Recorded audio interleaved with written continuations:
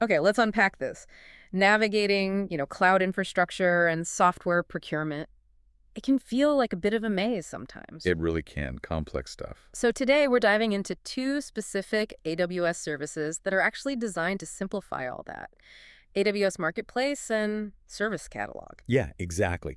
These two are really about making your whole AWS experience, well, more efficient, definitely more compliant, and honestly, just less overwhelming. Right. Our mission here really is to break down what they are, explain why they're important for you, and give some practical tips, how to get started, even if you're fairly new to these specific tools. Oh, okay, sounds good. So let's kick off with AWS Marketplace. I mean, the simplest way to think about it is like an online store, right? An Amazon for cloud stuff. That's a great analogy, yeah. It really is an online store. Hmm. You browse, you buy, you deploy thousands of software products all ready to run on AWS. And it's not just simple things. Oh, no, far from it. It's everything from, say, big data tools like Splunk, you've got machine learning models, security firewalls, Yeah. even just pre-configured servers, AMIs for EC2. AMIs, right? The Amazon Machine Images. Exactly. And what's really neat, and maybe a bit overlooked sometimes, is how it streamlines dealing with vendors. Hmm? Instead of juggling loads of contracts, Yeah. you're basically using AWS's relationship. And the pricing, whether it's pay-as-you-go or subscription, it just folds right into your normal AWS bill. Simple. Okay, that unified billing, that alone sounds like a massive plus. Reduces headaches. Definitely. But all right, if Marketplace is for external software, what about getting your own house in order? Standardizing things internally, that sounds more like AWS Service Catalog. Different thing entirely. It is, yeah. Totally different beast, like you said. Yeah. If Marketplace is the external shop, Service Catalog is like your organization's internal curated catalog. Ah, curated, okay. Right. So administrators, they define these standardized templates. Could be for a specific server type, an EC2 instance, or even a whole application stack using AWS CloudFormation. CloudFormation, that's the infrastructure as code thing. Precisely. Define it once, deploy consistently.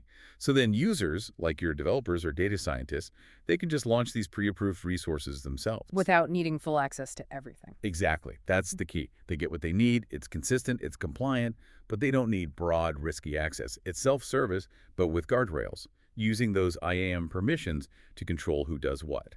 Security baked in early. Right. Shifting left, as they say. Okay, that distinction is really clear now. So zooming out, for someone listening, maybe newer to AWS or just these services, why should they really care? What's a big deal?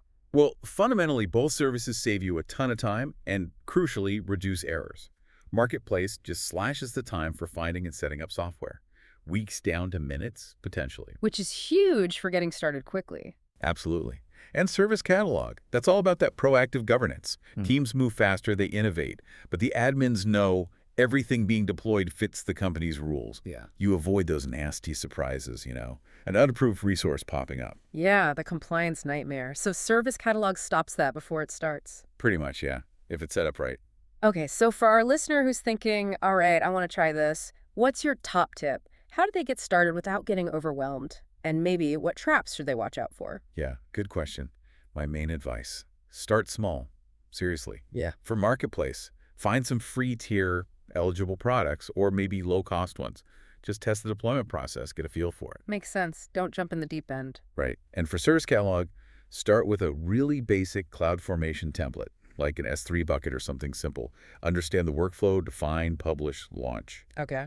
And one critical thing for both services, Right.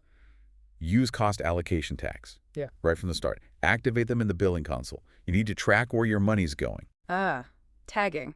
Always important. So what about those pitfalls then? Common mistakes people make. Okay, big one for Marketplace. Underestimating the cost. Always.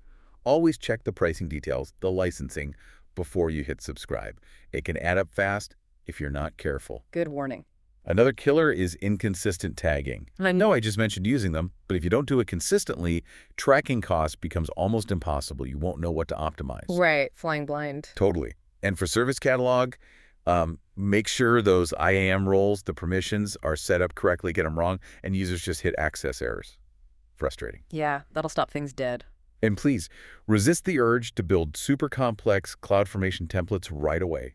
Start simple, build up, otherwise you'll just get bogged down. Oh. And ignoring governance early on, even in a small setup, that just leads to chaos later. Okay, start small, tag everything, check costs, get permissions right, and don't bite off more than you can chew with templates. Got it. We've covered a lot. What's the main thing you want people to take away from this? Look, AWS Marketplace and Service Catalog, they're really powerful tools. Yeah. They take a lot of the complexity out of getting software and managing your infrastructure. It lets you build faster, build more securely, and just with more confidence. Yeah, well said. It's about simplifying things so you can focus on building. Imagine being able to deploy exactly what you need quickly, knowing it's approved, knowing it's secure. So the question for you is, what standardized compliant service will you set up first to really make the cloud work better for you?